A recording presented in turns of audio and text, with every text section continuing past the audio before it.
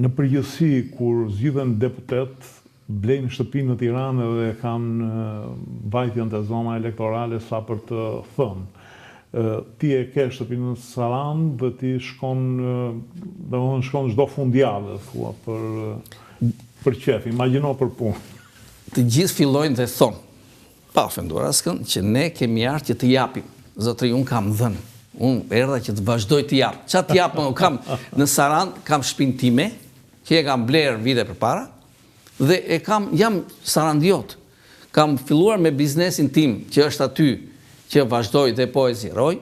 Kam nënën time, kam vllain tim që ka biznes, ka një motor që ka biznes, dhe kam dhe një motor në Athinë tjetë mirë, që është ajo aty me bizneseve. Pra, unë jam del Sarande aty, çfarë do të them kur të darte qytetarët e mi, do të them, unë erdha që të bëj për ju.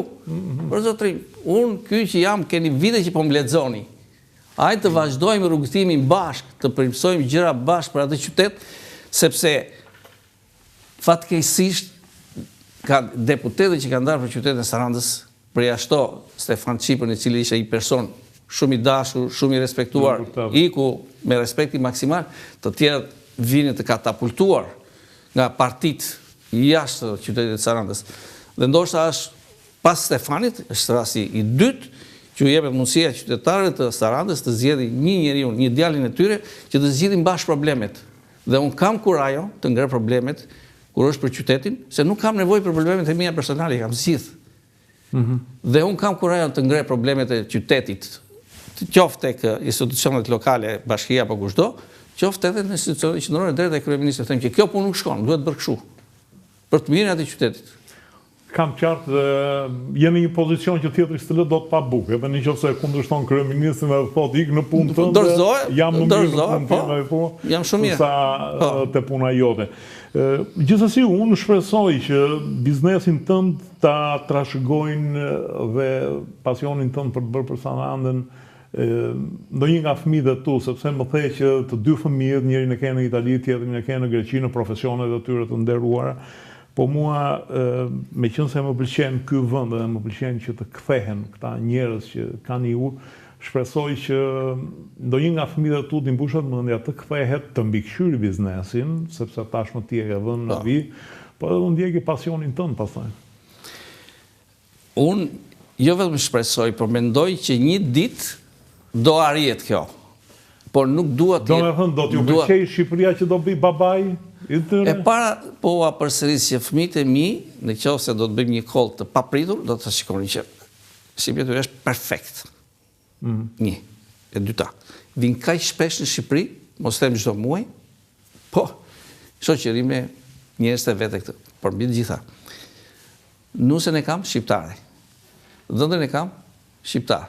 Gruaja ime është nga Korça Merogjin, nga ortodokse Korça, por shqiptare. Pra, familja ime është e ngjizur këtu.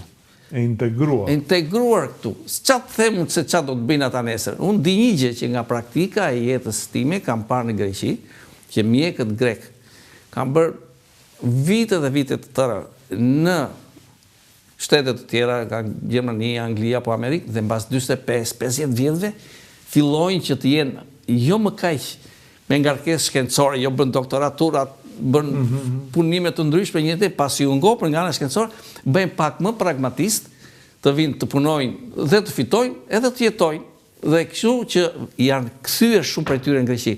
Në këtë prizëm dhe në këtë shpresë mendoj që dhe fëmijët e do vinë të shijojnë këto bukuri që ka Greqia patjetër dhe Shqipëria pse jo, sepse po të shikosh Shqipëria nuk është ajo 10 vjet përpara. Jo. Ka ndryshuar në mënyrë katërcipërisht që unë që i jetoj vendet dhe mund të them që unë kam mbredhur pothuajse ku janë kontinentet, por në Indi, apo në Brazil, apo në Kinë, apo në Amerikë, apo ku di unë se si, që kam vajtë gjithandaj, kam parë që më dhe që e toka. Koka. Më bënde për shtypje Vaso, ishte një vajzë shqiptare në Francë, emigrante, që e bullizonin vetëm sepse ishte emigrante. Dhe mua, ajo që më pëlqen në Shqipëri është shqiptarët, grekët, maqedoncët, malazezët,